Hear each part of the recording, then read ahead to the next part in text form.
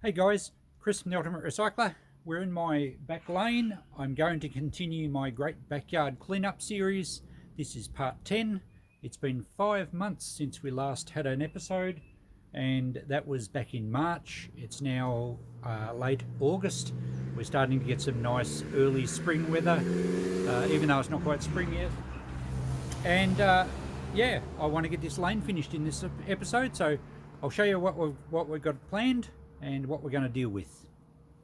Now, to the untrained eye, it might look a mess, but it is much more organised. And if you don't believe me, duck back and have a look at the early parts of this series. And yes, I have actually got somewhere. I've been continuing to stack dryer bodies and various other containers full of pressing steel down that side. That system's working very well. I've got a couple of washing machines that I keep threatening to scrap, and I'll do a scrap on those very soon. We're coming into some nicer weather, so I plan on getting a lot more done out here. We've still got that big fan and the remainder of that slasher there to deal with. I'll process those soon. The trailer I've loaded with just messy steel. There's an old hot water service. It's not a copper one, an old bike frame. Just a lot of light, tangly stuff that's not worth my while taking to Melbourne. So I'll run these out to the transfer station here, where I can drop them off for free and they'll get recycled. So I plan on doing that tomorrow. Since you last saw this series, I actually did take a load of scrap to Melbourne, and there's a video on that. I'll link it up the top now. But this area here, we got rid of quite a lot of pressing steel. And I also used one of those big machinery pellets to make a door for my side lane, and there's a video on that too, so we'll link that one as well. So next time I do a load down to the scrap yard, I have plenty of pressing steel to take. I'll probably plan on taking maybe only half a ton at a time. The last trip I did, the van was way overloaded, and I shouldn't be that cruel to the van. This area here, I was going to stack e-waste here to take to the transfer station. I'm now stacking that up the other part of the yard because it's easier to access and there's less carrying of things. These two tubs will probably be for cast aluminium or something. I haven't decided yet. They're both empty. And I am going to stack heavier melt steel in these little 60 litre drums. So in this episode, I want to clean up down this side, get the other washing machines out to be scrapped. And I'm not sure what I'm going to do with that clip lock roofing. I'll stack it somewhere because I may have a use for that. So there's really only a bit of stuff in the middle here to sort out. These are liners from dishwashers, and these are stainless steel ones. They're non-magnetic, and I'm using them to stack other non-magnetic stainless steel in, so they can then go off to the scrapyard as quite nice paying pieces, and they'll stack quite well. I have to be careful not to make them too heavy. I won't be able to lift them. The one up there is actually a magnetic one, so I'm just going to send that with normal pressing steel. So we've got a pile of cast aluminium down here, which I mentioned in the last video. There's also some stuff under that tarp that I've been threatening to get to. We will do that very shortly. This is a vintage electric hot water copper. A lot of the early coppers were designed just to have a fire under them. This one's actually got a heating element under there. I'm not going to scrap it because I think I can get more for it just as a decorative piece, so we'll move that round to the shop and price that. There's a shopping trolley here that I didn't wheel home from the supermarket. I was actually invited to pick some broken ones up from the back of the supermarket at one stage for scrap, and I'm going to fix the wheels and use those trolleys once I can actually get around my yard. So that's what we're going to do this time. Nothing terribly exciting, although I'm curious to see what's under that tarp. Basically, I'm just going to try and make a bit of extra room, and hopefully we can almost call the lane finished by the end of this episode. So I started just cleaning up the junk that was on top of that roofing, because I want to move that somewhere else, and then we can start laying extra pellets down this side. Let me show you what I found. This is some stuff I bought out of a shed many years ago. It's just been it got dumped up there, and I never got back to it. These are old drum pumps for fuel out of the 44-gallon drums. They're all way too rusty to bother trying to sell for a great deal, but they're better than scrap. I'm just going to sell them as they are, $5 each. Garden ornaments, people can do with what they like. That's no worries. Too good to go in the scrap anyway. Some other stuff here that's interesting. These are really old fencing pliers. And now I have a suspicion that this design was actually a military one. So I'm going to do a project on these down the track, a clean-up project, and we'll see if we can discover a maker's mark. They're quite large, and amazingly, they still pivot. I mean, this stuff's been in the weather for at least 5 years, probably closer to 10. But I reckon we'll clean those up and see if they're anything good. There's an old shovel handle that's rotted away, it's not usable. This thing is actually a pin from a 3-point linkage on a tractor. If there had been 2, they would have been worth a bit. I think they'd normally sell in pairs. But the nut's not rusted on a thread, it's a nice fine thread. I'll check that out, but I think that's at least $5 for anyone that has a tractor with 3-point linkage. There's an old brass sprayer here. The handle's very rusty. It's not seized up, but it's never going to work as a sprayer again. It is solid brass, so we'll probably put that in the brass bin. This is a massive hook. It's a rather unusual hook. Very solid. It's not hollow, it's solid steel. That thing would weigh probably 5 kilos. I'm going to put that in the shop, hang it off a ladder. I'll just give it a quick scrub to get rid of the surface dirt, and we'll probably get $10 for that, I think. These weird looking things are actually wire strainers. They're a Donald wire strainer. You often find them without the hammer, and this one's actually got the hammer. See, there's a hammer head there. And these used to have a file, a little triangle file down one side. It's missing here. But you often find this part and you don't know what goes in the end. Well, that's actually what it is. It's a hammer, and these things end up in toolboxes and the wire strainers get separated. They're very rusty. They're not worth a great deal, but I'll give them a quick wash so they're not quite so dirty, and we might get $10 for them. I'd certainly get better money if the wire strainers are in better condition. Here's another weird set of wire strainers. It would have had another part to it. I don't know what brand they are, but look, people do collect wire strainers. They collect vintage farming bits and pieces. Again, I'll wash them up just so they're not quite so dirty, and we might get $5 or $10. This is an old stamp, or what do you call it? A branding. It would have been one that you would stick in a fire and heat up and brand your cattle with or something. B, so if your name starts with B, perhaps you might be interested. It's got a nice long handle. It would still work. I think that's a $10 piece to put in the shop. And these old timber spirit levels are extremely common, and this one's very, very weathered. It's not worth trying to fix up to sell. I might just throw that in the dollar box. Someone will do something with it. It actually still has the bubble in it. It would probably still work, but it's a bit far gone to just give a sand and make look presentable. And even in good condition, it's only going to be 10, maybe 20 if it's perfect. So not much good there. This is the best thing, and I forgot this was down here. This is an old wall mount pedestal drill. I guess you'd call it a pedestal drill. It's a wall mount one. It mounts vertically, usually on an old post. You often saw these in the old farm workshops where they didn't have power, because they were basically, you could crank them by hand. Totally seized up. I tried before, it wouldn't move. It looks like someone has converted it to run with an electric motor at some stage in its life, because it's got an aluminium pulley on there. But the original hand wheel is still with it. And this little gadget here, I think mounts on this post. I can't remember which way they go, but I think this allows for, as you're drilling, it actually gradually feeds around this top wheel, which then lowers the drill, I think, from memory. I have used one a long time ago. Now, it's a pretty cool piece. I could sell it as is, but I'm tempted to take it home and fully restore it. I know, it's probably going to take me 10 years to get to it, but it would restore beautifully. Once I get my workshop set up properly with my sandblaster and everything, it might be a great little project to keep me busy during future lockdowns. So I'll take it home for now. I can always change my mind and bring it back to the shop and sell it as is, but it's kind of nice. And the fact that it's been in the weather for so long and it's seized up and it's you know, it's got its original grime from being in a shed for a long time. Buffalo Forge Company, I assume it's an American brand. I can't quite read the rest of it, but it might be a nice one to restore. So I'll take that home for now. All right, back to work. Okay, it's a few days later. We've had a bit of a go at sorting this out. We're making good progress. Coco's been helping today. Hey Coco, haven't you? Yeah, we'll use the term help very loosely. Let me show you what I've done.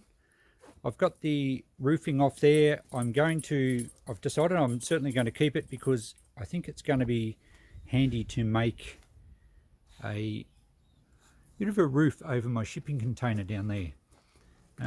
Because I'm worried that it's actually going to rust out with all the twigs and leaves from that tree. It's created quite a mulch on top of it. And also a secondary roof will help keep it cooler in summer. So that's fine. I don't need to get rid of the roofing. It will be useful. I've continued stacking stuff down this side, and it's accumulating very well and looking quite neat. There's one shopping trolley I salvaged the remaining wheels off, and that will just go for scrap. So that's all working well. On this side, I have changed my mind on these larger drums. I was going to fill them with heavy steel, but I decided in my declining years they're just going to be a bit hard to manage because they're going to still carry a lot of weight. So I'm just filling all these small drums and I'm weighing them out, so I've got a pretty good idea of what weight I put on the van, and it's kind of like I can keep a good stock take of what I've got here. And I've got 25 kilos in each drum. So don't discount this heavy steel. It's going to more than pay for my trip to Melbourne, time and petrol. And Coco does not like me talking to anyone else except her. Okay, apologies there. Coco has been taken home. She hasn't had a nap today, and she's like a grumpy toddler. So I was saying, with these drums of heavy melt steel, I've got 4 per section there, so that equals 100 kilos. The heavy steel's paying over 40 cents a kilo at the moment, so at 100 kilos there, that's $40. So that's not bad. So at the moment I've got 100, 200, 300 kilos, so that's $120. Start at the next row there, and I think I can manage those drums easily. They'll be easy to tip out down at the yard into a bin. I'm not sure if I'm going to use these larger drums for the slightly longer stuff. You can go up to a metre and it's still classed as in size, and you get the good price. Anything larger, you don't get as good a price, and it's much more awkward. So that's what I'm doing with those drums. I've got just covers over them to keep the drums. Some of those drums have holes in the bottom and they'll drain fine.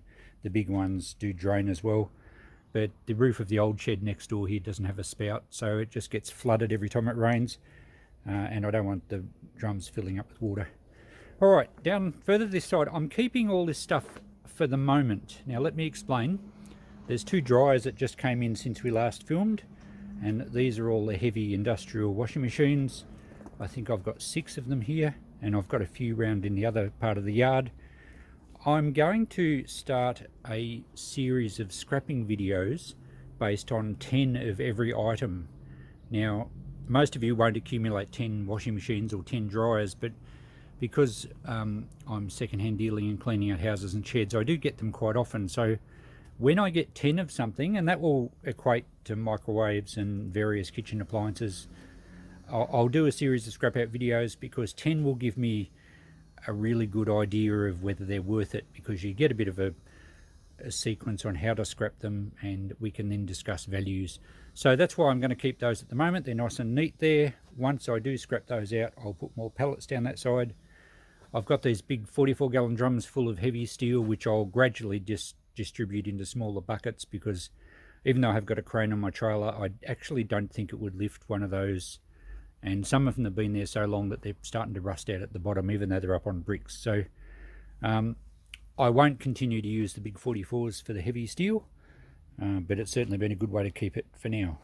Alright, in the centre of the yard here I have a pile of cast aluminium, mainly lawnmower housings and gearbox casings, as is this pile over here. So I'm going to restack all this and weigh it, so that I've got an idea how much I can take the Melbourne next trip if the price of cast aluminium is still pretty good. It's starting to push the fence over there, so I need to reorganise it. Some of that has been there for a long time. The truck rim, I think, will go separate. I think they've got a higher percentage of magnesium in it. I'm not sure if they include them with normal cast aluminium or not. Perhaps you could let me know underneath if you know that. We'll do a little bit of a guessing game for this video, not counting the drums at the end, just that pile you can see there, and not counting that rim either, plus this small pile in the middle here. What sort of weight do you reckon I've got? I'm not going to guess, I'll let you guys guess. Most of it is, well, it's all clean cast aluminium. Most of it is gearbox housings, pump housings, lawnmower bases. There's a lot of lawnmower bases. A few other various housings from other machinery, a couple of manifolds. So have a guess at what weight you think there is in kilos or pounds, if you prefer pounds. And I'm not really one for competitions on my channel, but I've got some stickers. I'll send a sticker to whoever gets... In fact, I'll send a sticker... Here we go. I'll send a sticker, an Ultimate Recycler sticker, to the closest 3 people. Okay, I'm not going to send my stickers out willy-nilly to people. I'm going to make you earn them. So that'll be a bit of fun. How much total weight have we got in cast aluminium in that pile and that pile there, not counting the rim or the drums at the end? And it's going to take me a while to process that, so I'll post the answer in a future video, so you've got plenty of time to nut it out.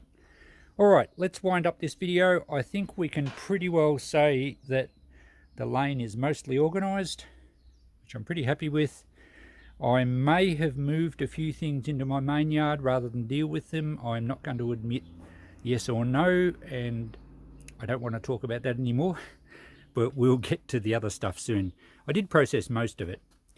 In this shopping trolley I have some what I know as die cast, or it's more like a cast zinc. It's much heavier, or a fair bit heavier than normal cast aluminium, and it's got a much grayer colour.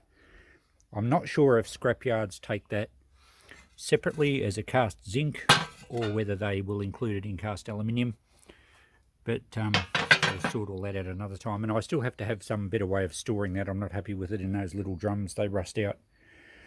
Okay, so we'll call the yard finished. Next chance I get, I'll continue to clean up around the van here, and I might even empty the van out, and I want to move the van so that I can access the front of the container, so that might be in the next episode. But before we wind this one up, let's have a look what's under this tarp. Now, it was put here, I reckon, geez, it'd be close to 10 years ago. The old guy that used to bring stuff in, he was a pommy guy, and he lived out in a bit of a property out the bush, and he had a lot of stuff in his shed. I never actually made it out there to see his stuff. He's since passed away, but he used to bring trailer loads of things in for me to buy, and I always looked after him. He was a nice bloke. We always had a bit of a chat. So this stuff has been here for quite a lot of years. Given that we're in Australia, there's bound to be at least 3 or 4 things under here that can probably kill us. No, just joking. There might be the odd redback. There won't be any snakes, it's too cold for snakes. There's bound to be spiders of some description. And I have no idea, I don't remember what's under here at all. Hopefully it's kept the water off. Oh, there we go, looks like a little engine. Let me just back away with that. I'm a bit cautious of that plastic sheeting because there are going to be all sorts of creepy crawlies in there. So we've got a flywheel of something and a couple of engines. Well, that's cool. I like old engines. They look like a Villiers. It looks pretty much complete. It's going to have suffered a little bit of moisture there, but it still spins over. It's got the muffler on it, complete with carby and air filter. That might be a little good project to see if we can get running. I know I've got a lot of those, but you know, I like to have projects ahead of me. This looks like an old fire hose coupling. That's good heavy brass there. This is some kind of a sprayer, a pressure sprayer. The tarp's done a good job of keeping the handle, keeping the moisture out of this, I think. Doesn't look like it's deteriorated at all. Now, I'm not sure, that might even be a military one, an army sprayer of some sort. I'll have to clean that up and have a better look. And the other engine is also a Villiers, and this isn't a flywheel, it's a hand crank wheel of something. And that's a pretty cool wheel, cast iron, way too good for scrap metal. Not sure what it's off. I'm resisting the urge to say that'll be handy one day, because Ian Matthews had a dig at me about that, but he's probably right. I think I look at everything and say, oh, that'll be handy. I don't know what this is.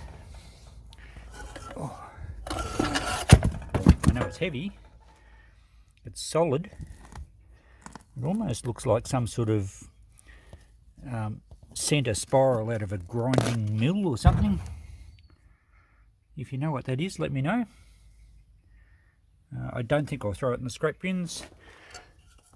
And this other engine is a Villiers as well. It's a different one though, slightly different model, and the spark plug's out of it, so it's not going to be very healthy.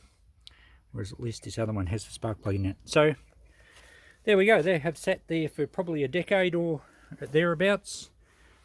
I'll have a bit of a better look at that Villiers. If the tank's not rusty inside and it did turn over, we might try and do a project on that and see if we can get it running. The other one's possibly just going to be parts, so I may clean it up and put it in the shop. I'll wait and see what you guys reckon that is and whether it might have any value. And if nothing else, that nice old hand wheel is going to be a good decorator piece. So I'd probably get $20 for that in the shop. This sprayer thing, I'll clean it up and just see if it has any Department of Defence marks on it. It's certainly the right colour. And that will go in the shop. I would think that's at least a $20 item. And the little coupling here I'll probably just scrap for brass. There's, I reckon that's going to be close to 2 kilos. It's got a fair bit of weight in it, which makes it, you know, $14 odd for scrap brass. So, all right, so there we go. We've finally discovered what was under that plastic. I can now clean up this area, get a few more half pellets down here, and we'll tick this video off as complete. And the next one we do, whatever part I'm up to, I'm not sure, we'll look at cleaning up around the back of the van there, and we'll just start seeing if we can empty the van out. I'm not even sure what's in there. In fact, I seem to remember a few cool things I put in there. There's certainly an old CRT TV in the back. We might do a video on unpacking the van and seeing what's in there. Okay, thanks for watching. We'll catch you next time.